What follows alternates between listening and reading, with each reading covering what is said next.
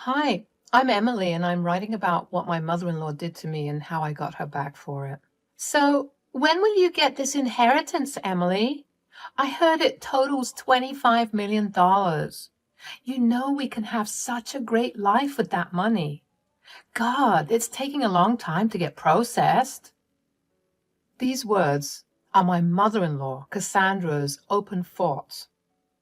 Ever since I married Xavier, my mother-in-law kept pestering me about my inheritance. I stupidly told her about it when she asked me about my future. Yes, big mistake. She had always been friendly to me after that. I didn't think much of it, but sometimes her persistence annoyed me. My husband, Xavier, and father-in-law, Joshua, always told Cassandra off. They said, Cassandra, you need to stop pestering her about the inheritance. It doesn't matter when or whether she gets it. It's none of our business. Yes, Mom, you're being super rude and annoying. We already have a pretty good life. Emily had a job and I have a good job as well.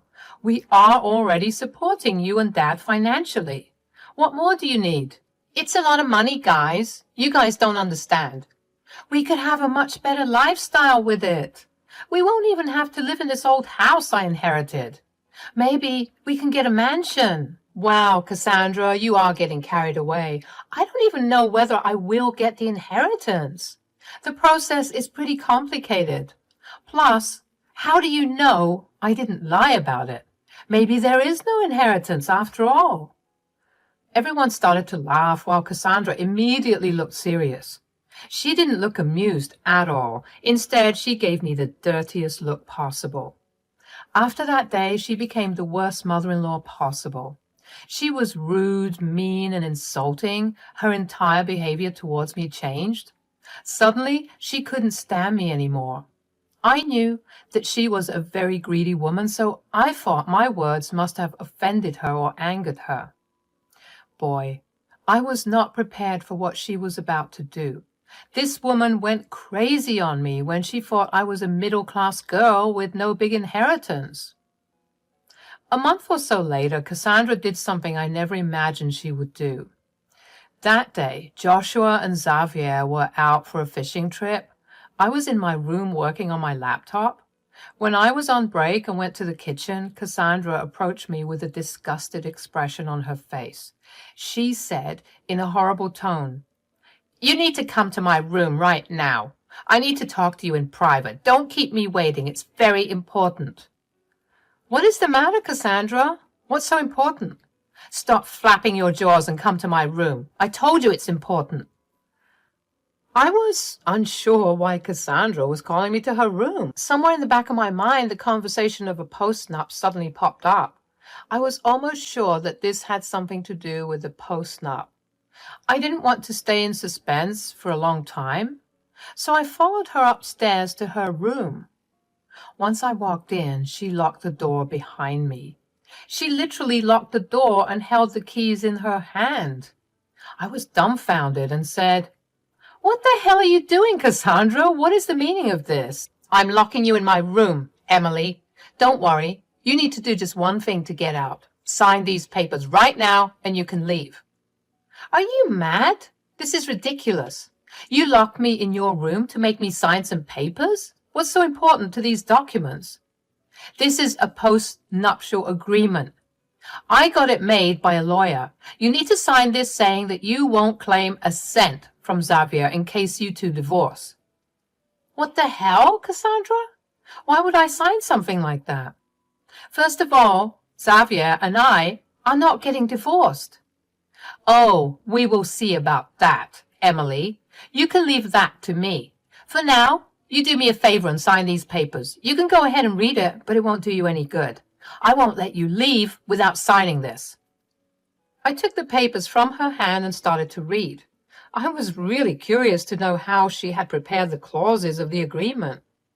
I read through the terms and was shocked. It literally said that Xavier and I couldn't claim anything from each other in case of a divorce. Hell, I wasn't even allowed to get alimony or anything. There would be 0 asset division, so we can only keep what we have our names on.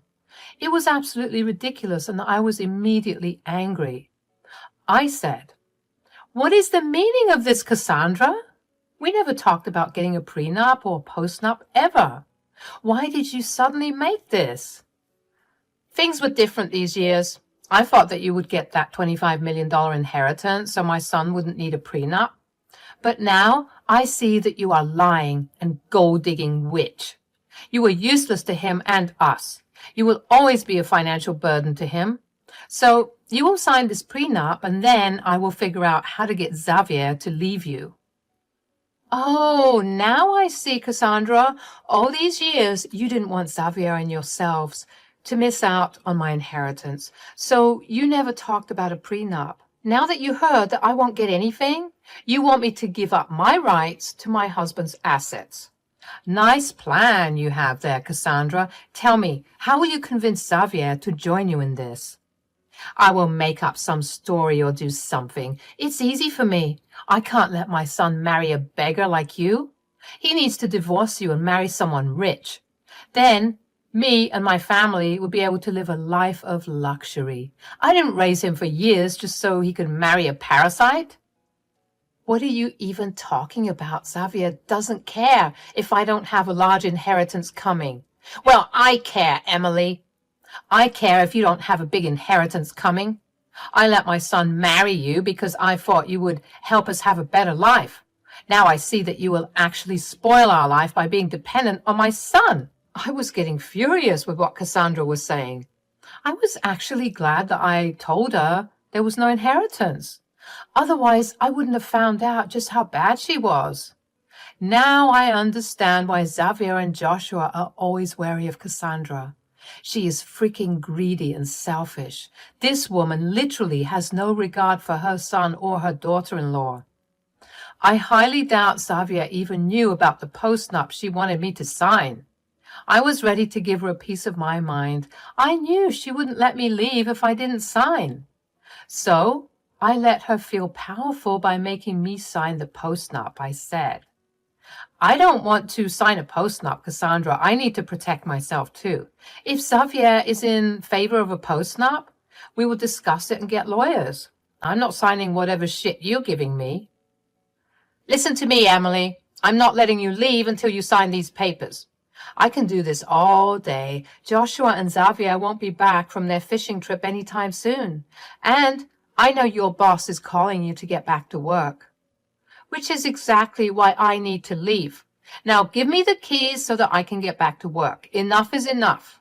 This woman then had the audacity to grab my hand hard. It was starting to hurt. She started to scream in my ear about how I was a gold-digging witch and much worse.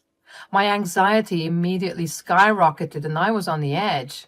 At the same time, my boss kept calling me to get back to my computer. I was starting to get really annoyed and frightened by Cassandra, so I gave in and signed as planned. Cassandra looked pleased with herself and finally let me go. As soon as the door was open, I dashed out and locked myself in the room. Then I called my boss and explained everything to her. She is a sweet lady who is appalled by what Cassandra has done. I told her that I might need some time off work to deal with my monster mother-in-law. She agreed and told me to take the day off. I then took pictures of the bruise that was forming from Cassandra's grabbing and holding me in her room. The more I looked at the mark, the angrier I became. Cassandra really crossed her limits today. I had no idea she was capable of this. I needed to take action and teach her a lesson. I didn't call Xavier that day because he and Joshua were far away. I didn't want to disturb them. Instead, I waited for them to return. Xavier and his father returned the next day in a good mood. They immediately became suspicious of me and Cassandra when we looked glum. They didn't know that we were upset for wholly different reasons. Xavier tried to ask me what was wrong. I told him to give me some time. Cassandra took that opportunity to call him and talk about the prenup. How did I know about this? Well, within a few minutes after Cassandra called Xavier over, he came storming downstairs. He looked pissed and said, "What the hell are these papers? Dad, are you involved in this as well?" "What are you talking about, Xavier? What papers? I don't understand." "It's a freaking postnup that Mom made for me and my wife. It is absolutely ridiculous." I have nothing to do with this, Xavier. This is the first time I've heard something like this. Cassandra, what is going on? What will she say, Dad? She's only defending herself and nothing else. I'm protecting you and us, Xavier. This wife of yours is absolutely worthless. She will never help us have a better life. Instead, she will suck you dry. She's a gold digger, Xavier. She lied to you about her inheritance. What are you saying, Mom? What does Emily's inheritance have anything to do with us? You don't understand, Xavier. I know women like her. She will do something to hurt you and then take all your money in a divorce. You need to sign this postnup and then divorce her when the time is right. Then you can look for a better woman who won't be absolutely broke. Xavier absolutely burst into a fit of rage when he heard that. He started to berate Cassandra, and even Joshua joined him. I couldn't believe what I was seeing. Xavier was a complete mama's boy, so I was unsure if he would take my side. But now I could see that not only Xavier but also Joshua was fighting for me. They didn't even know the truth about my inheritance. Xavier had assumed that there was some problem with my inheritance, so it won't come through. They didn't know that I actually received my inheritance yesterday. After fighting for a while, Xavier looked at me with a question in his eyes. He said, "Why did you sign the prenup, Emily? You should have waited for me to come and solve this. You knew I would never agree with something like that. Why did you let Mom get away with this?" I know you wouldn't have asked for a postnup, Xavier. I trust you. You have always taken care of me without any conditions. I really did want to discuss the postnup with you, but I wasn't allowed to do that. Cassandra cornered me and shut me in her room with herself. Then she grabbed me by my hand and wouldn't let go until I signed the papers. I didn't have a choice. I was forced to give my signature. Xavier and Joshua were stunned to hear what I said. What concerned them even more was that Cassandra didn't even deny it or try to defend herself. She looked awfully confident and proud of what she had done. Meanwhile, my husband and father-in-law were furious. They looked at me with disbelief until I showed them the marks on my arm. Then the two of them jumped at Cassandra. They said, "Mom, what the hell have you done to Emily? How dare you touch my wife? This is freaking assault. You literally bruised her." "Cassandra, you have gone absolutely insane. How the hell did you think this was the right way to behave?" "Why are you two yelling at me?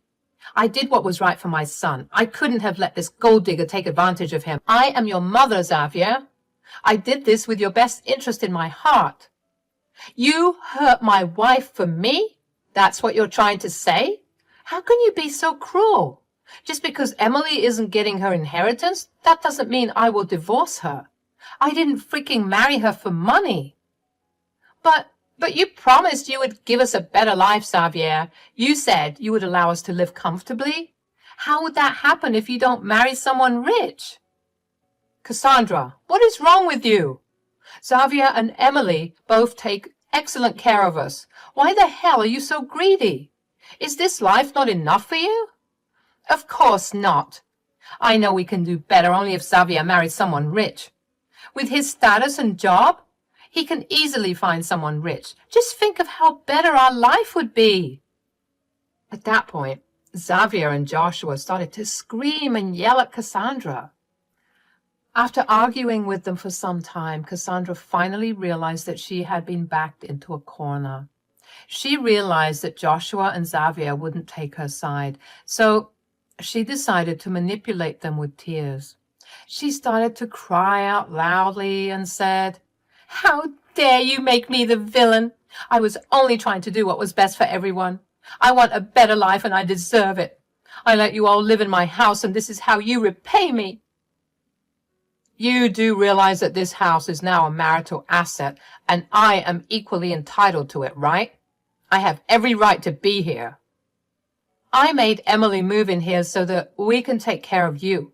We literally shoulder all of our and your expenses, Mom. No one here is freeloading at your house. Actually, you know what? After what you've done, I don't think I'll financially continue to support you anymore. I'm done. Me and Emily will move out next month." I plan to move out too, Cassandra. All these years I put up with your greedy behavior because you never escalated. But today, you have crossed all your limits by assaulting Emily and forcing her to sign a prenup. I don't want to be with such a vile woman right now. Dad, you can come with us if you want. I don't mind taking care of you. You are not the one who betrayed me and Emily. Oh, really, Xavier? How will you move out? Where will you go? This girl is broke as shit, so she won't be able to help you anyway. You'll be staying in a shitty rented apartment while she destroys your savings. I know this was my cue to deliver some sweet revenge to Cassandra. At this point, I knew that Cassandra needed a wake-up call to see how stupid she was, so before Xavier could say anything, I said, "You won't have to worry about that, Cassandra. I will be perfectly capable of housing all three of us. It won't be a problem at all." Don't make me laugh, Emily. You don't even have a good job that will feed all three of you. Without my house, you will have nowhere to go. You are nothing but a broke gold digger. Actually, no, I'm neither broke nor a gold digger. I am actually quite rich if you consider the $25 million that I have right now. I mean, not all of it is in money, but I do have plenty. What are you talking about? You said there was no inheritance, and you lied about it. I was bored and irritated with your pestering, Cassandra, so I jokingly said that there was no inheritance. I had no idea it would trigger you this bad and reveal your true face. Trust me, Cassandra. I am now grateful that I joked with you that day. Cassandra was absolutely dumbfounded by what I said. Even Xavier and Joshua were a little surprised by what I said. I saw that the wheels were turning in Cassandra's head already. She was trying to figure out what she could do to make me her friend again. She started to awkwardly laugh and said, "Oh my God, you were joking?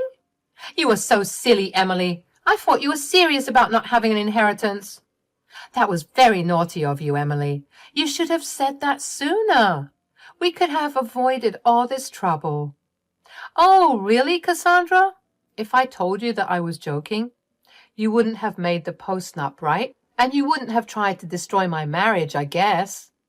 "I got a little carried away, Emily. I really shouldn't have been so harsh. God, I didn't even give you a chance to explain yourself. That was super rude of me. Here, see, I have torn up the postnup. We don't have to worry about that anymore." "No, Cassandra, you don't have to worry about my inheritance anymore. There is no way I am ever having a relationship with you again. If Xavier is still okay with us moving out and cutting contact, I am in this as well." "Oh, we are definitely moving out, Emily. Mom has done enough to show us how greedy she is. I won't let her take advantage of you after all she has done. We will move by this month, and that's final. Dad will be going with us as well." Cassandra found herself in deep trouble this day.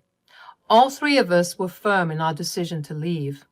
Me and Xavier were already looking at houses and found one about 1 hour away.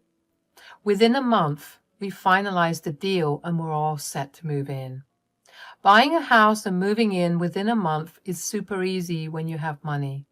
Thankfully, we had plenty at that point. As decided, Joshua was also moving in with us. We were going to take care of him while he divorced Cassandra. Yes, he made that decision on his own and already filed for divorce that month itself. Cassandra did her best to convince us to stay. She begged us for forgiveness and even cried about her sorry state. She did own a house, but didn't have any source of income. She couldn't even claim alimony because Joshua depended on Xavier for money. So neither Joshua nor Cassandra qualified for alimony. In a sick turn of events, Joshua ended up getting half ownership of Cassandra's house because it was acquired after marriage. This meant that she was forced to sell the place. She didn't have the money to buy Joshua out. It was hilarious to see Cassandra lose her own inheritance while trying to get a share of mine. Their divorce took a year because the judge ordered separation. Cassandra cried a lot because she didn't have money to feed herself. She had to sell the house fast to get the money to support herself. Still, she needed to get a job and earn money. Meanwhile, as soon as the divorce was finalized and Joshua got his money, he moved into a small apartment. He didn't want to intrude on our privacy, so he moved out. But we still support him financially.